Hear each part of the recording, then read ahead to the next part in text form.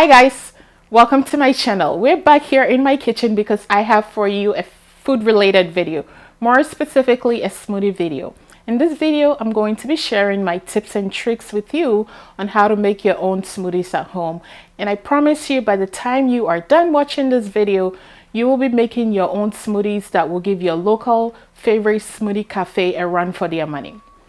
So for me, I like to replace one meal a day with a smoothie, and that's typically breakfast. So in 5 minutes, I can have myself a simple, nutritious breakfast and be out the door or get on with the rest of my day.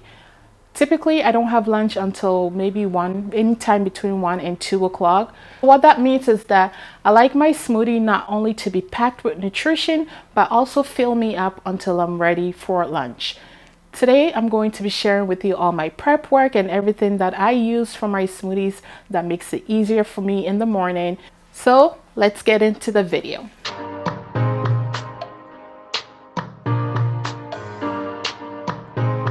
The first thing you need is a blender. Now I know this one is very obvious, but I'm here to tell you not all blenders are made equally. You want a blender that is specifically made for smoothies.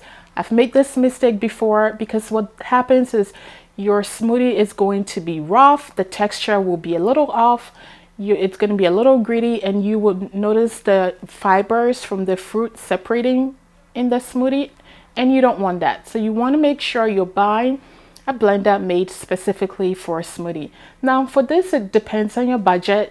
I've seen some as low as $30 and you can go all the way to $500. So this really depends on what budget you're going with.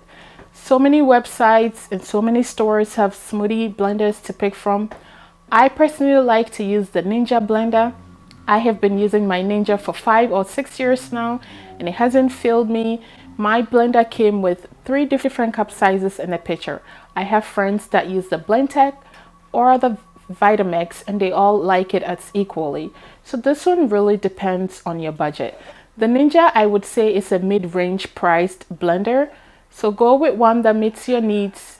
Now that you have your blender, the next thing you're going to do are your fruits and veggies. I like to go to the grocery store, buy my fruits and veggies, wash them, put them in Ziploc bags and freeze them for later use. Some of my favorite to use are bananas, all types of berries, apples, avocado, spinach, kale. I sometimes even like to freeze tomatoes, carrots, and ginger, which are all things that I like to include in my smoothies. Now, if this seems like too much work for you, all grocery stores have pre-frozen fruits and veggies that you can buy and use for your smoothies. Those work just as fine. I like to get my mangoes pre-frozen because it's always difficult to find mangoes sometimes, and even when they are in season, it's not always easy to find. So I like to buy my mango pre-frozen. Some of the ones that I also like to buy pre-frozen is acai puree. Fruits and veggies, I feel like it's a way for you to have fun with your smoothies. If there are specific fruits and veggies that you do not like because of the texture or simply how they taste, I think adding them to your smoothie will be a good thing to do because I promise you, you wouldn't even taste it once it's all said and done. For example, I don't really like apples, I'm not a huge fan of peaches, and I don't care for dragon fruits, but I like to include these in my smoothies because at the end, I don't even taste them and I still get the nutrition values that those fruits and veggies provide. So have fun with this and explore different things. Now that you have your fruits and veggies, we're going to move on to our powders and seeds. The most common one that most people use are chia seeds, but I also like to use flax seeds, maca powder, spirulina, hemp seeds, cacao powder. So many different ones out there. You can even have fun and use others like goji berries and coconut flakes just to add some fun to your smoothies. I like to pick mine up from Home Goods. There's so many different ones to pick from, and the possibilities are endless.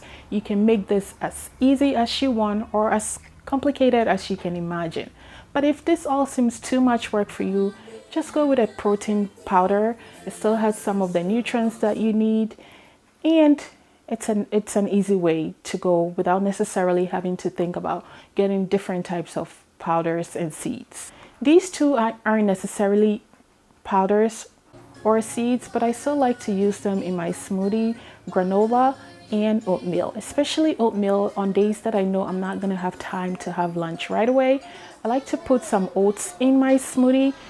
It makes it a little bit heavier and it makes it a little bit more filling so I can be full enough until I'm ready for lunch. The next thing you're gonna need are your nuts. I keep this one very simple and go with almond butter and peanut butter.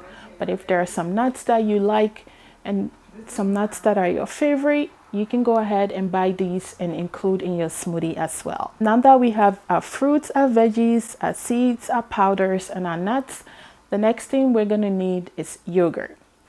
I like to keep this one simple as well and just use this plain Greek yogurt from Trader Joe. It's plain, it has no flavors and has no sugars. It gives my smoothie the creamy and smooth consistency that I need without necessarily overtaking my smoothie, because the last thing I need is for my yogurt to take over my smoothie. So make sure that the yogurt that you're using here has no flavors. Next thing that we're going to need are your liquid. Some people just like to use ice to blend their smoothies with, and that's fine, but I like to use liquid for mine. Water also works just as fine, but some of my favorite to use are almond milk, coconut water, oat milk, and I sometimes even like to use lemon water. These are all things I like to use to blend my smoothie. It makes it a little bit more smooth and easier to digest. So guys, that's all you really need to get started making your own smoothie. Pretty easy, right? Come back, make sure you come back in about a week for my next video, because in that video I will be sharing with you some of my favorite go-to smoothie recipes with items that I mentioned in this video. So if you don't already have these things at home, go out there, buy them, and come back and let's get started making our own smoothies. So be sure to look out for that video. And if there's anything that you like to put in your smoothies that I didn't mention here, make sure you leave that in the comment section below and I'll be sure to check that out as well. Thank you, have a good one, and I'll see you in my next video. Bye bye.